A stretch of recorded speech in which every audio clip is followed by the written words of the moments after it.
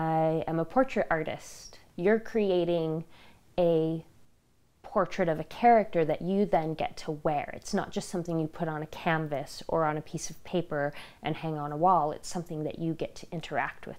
Sarah Jane Eaton's home in Salt Lake City shows her incredible dedication to cosplay. I did Magic from the X-Men, Bombshell Catwoman. I built bracers. She has bins filled with dozens of costumes and props that took countless hours of work. I probably spent about 40 hours because there was a lot of trial and error involved. But one terrifying situation almost killed her love of cosplay. There were moments where I thought to myself, if I can't enjoy any of this, why am I doing it? She felt like her passion was being ripped away. Which is really awful.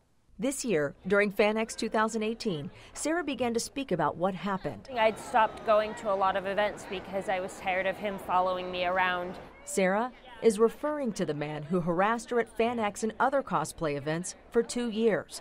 The situation came to a boiling point right here in Salt Lake City in 2016. Our security team asked them to leave us alone.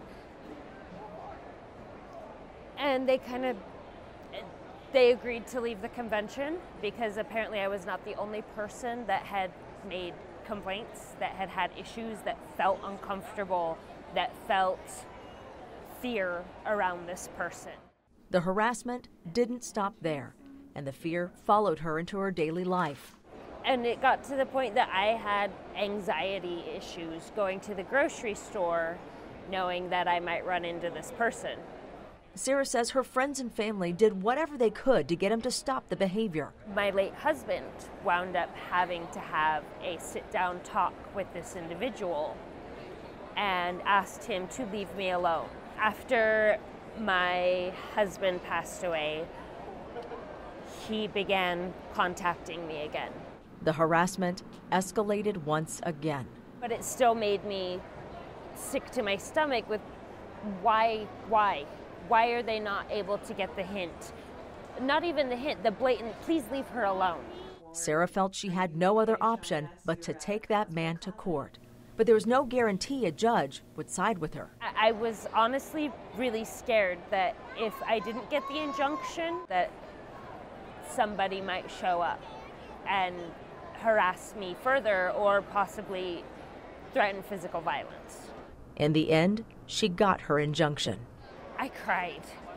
I broke down crying. I felt so relieved. Sarah says harassment is still a problem at conventions, but she's not letting that or what happened stop her.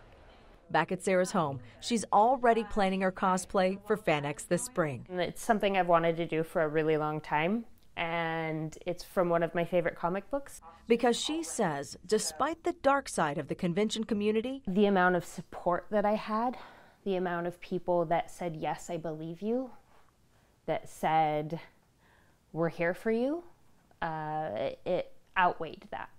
And when Sarah was at one of her lowest points, it was there she found support. When my husband died, it was the cosplay community that rallied and that made me feel safe, that made me feel really loved and appreciated. I've created a really solid group of friends, people that I depend on, that I love, that are brilliant, creative, fun people. And one of the things that we do together is cosplay. I don't want to give that up. I love that.